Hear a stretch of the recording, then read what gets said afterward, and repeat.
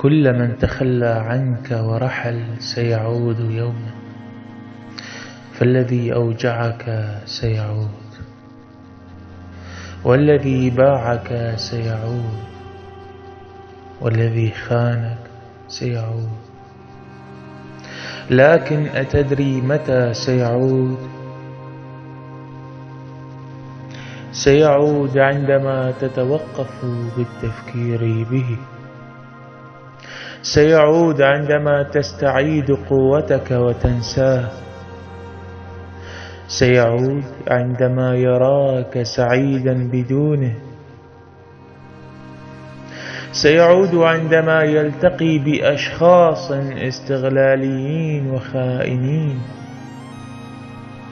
عندها سيشتاق لطيبة قلبك وسيشتاق لصدقك. سيعود عندما يراك تستطيع العيش بدونه، وإن حياتك لم تكن متوقفة عليه ولا على أي إنسان آخر. سيعود عندما يرى إن كل ما كان له ذهب لغيره.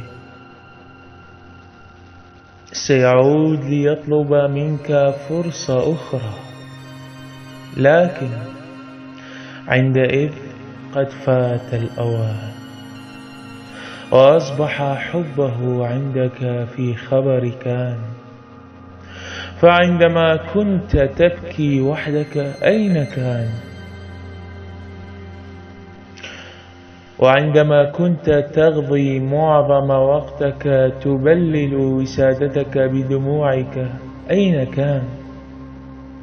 عندما اشتقت إليه ولن تجده في أي مكان، وهو الذي وعدك أن يظل بجانبك ولن يفارقكم إلا الموت أين كان؟